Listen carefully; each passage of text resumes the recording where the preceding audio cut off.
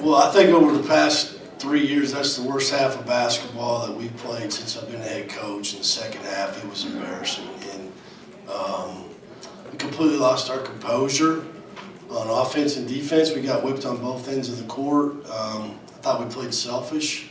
In the first half, the ball was zinging and moving, and we got wide open shots. Second half, we over dribbled, didn't play for each other, and we couldn't score the ball. And then we didn't get any stops. And credit to those guys, credit to NC State and their guards. I thought their guards outplayed ours. I thought they played a lot more physical, guarded them better in the second half, and we kind of just played right into their hands. You know, even though it was as bad as it was, we had the lead, 3:31 to go, coming out of a timeout. We missed front end of a 1-1, and go down and foul, and it just turned into either them getting easy baskets or us fouling them. I think they went 20 for 21 down the stretch, somebody told me. It seemed like they made them all. So credit to their players and their team for sticking together. And I told the team at halftime, you don't win the game at half. You know, no awards handed out, so we got to play second half. And when we didn't, and that's disappointing. And we've let our fans down as well by losing an in-state game like this. Questions? Steve, how would you describe that sequence at the end and the explanation that you received? I don't know what happened. I know that Middlebrooks went baseline and made a play, scored, got fouled, and then I can't see that far down there. I don't know. I mean, they called double tags. You guys know as much as I do. I mean, technical on Middlebrooks and Diarwa, and that was Middlebrooks' fifth foul, so he goes out. They get to put a better free throw shooter in probably. He wasn't going to miss though. He'd been making them. And then Diarwa gets tossed, and then they threw Salas too. I don't know. I did not see it. I mean, I'm too far away to see something like that. Steve, what's the frustration level with how you handled the first half? And it seemed like they played through some early turnovers because of the pressure, and then the way they didn't handle the second half. I'm completely frustrated. I mean, I wanted, this was a big game for me to see how we would handle growing up from Florida State to NC State on the road. And I thought we were tougher than Florida State, to be honest with you.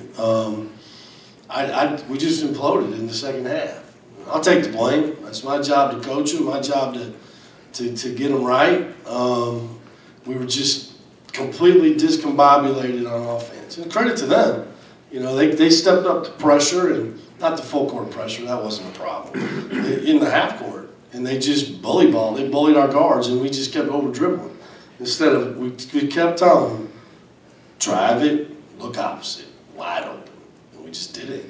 And, you know, it's not indicative of our players, but it's really, it's sad because, you know, we're better than that. And to play offense like that in the second half, it's just not good, especially when you had a chance to go on the road and win a game, which we did. And we had it under control for the majority of the game. I mean, what? How long did we lead? Yeah, they didn't lead until it was 70-69. Yeah. So it's disappointing. What's the message to the team after the game, and what's the message tomorrow? That's between me and them. You mentioned the team was selfish the second half. What exactly made that happen? I think I just said they pressured us, we over dribbled, and we didn't come off the ball. So then we coughed it up in traffic, or we forced up bad shots. We're not a bad shooting team, and we shot 33% in the second half. Now, you got to give them credit too. They played good defense. We just over dribbled. We didn't move it. If you move the ball against them, you get open shot.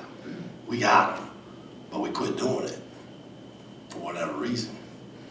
And so there you go. And then when you couple that with not getting stops on the other end or just fouling, it's a bad recipe.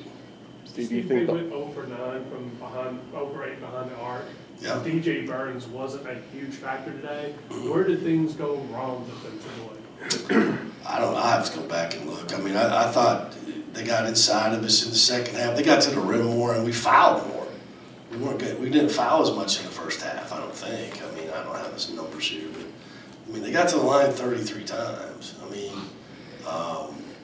DJ Horn had a hell of a game, you know, and he made some tough twos, but we were going to give them that because they didn't make a three the entire game. But late in the game, we trapped him too. We blitzed him, and then again, it's just falling. You know, it hurts when we don't have Epton on the court, and you know, defensively, he's really good, and you know, we missed a couple opportunities. We were supposed to blitz him, and he was the only one we were blitzing, and we didn't do it. And then there was a couple segments there where when Epton was out of game, we didn't get the rebound. You know, and so we got to have him on the court.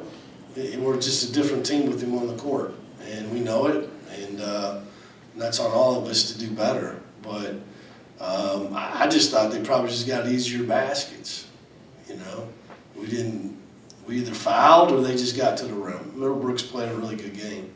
He was made a lot of tough shots around the basket, plays hard, played in the league. You know, he's a tough player. I mean, he had a hell of a night, didn't miss. Pretty good night. Didn't really need DJ for that.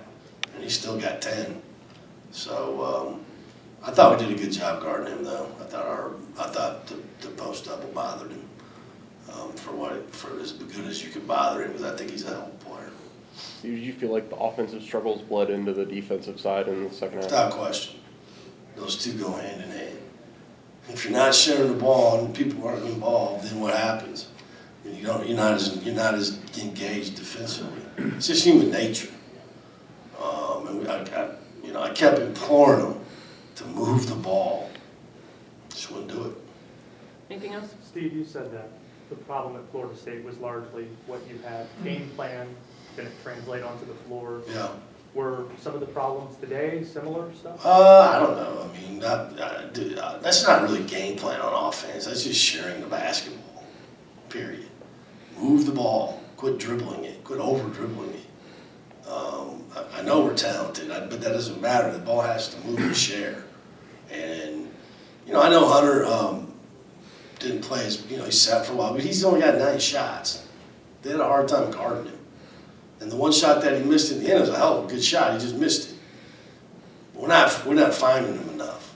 You know, we're overhandling.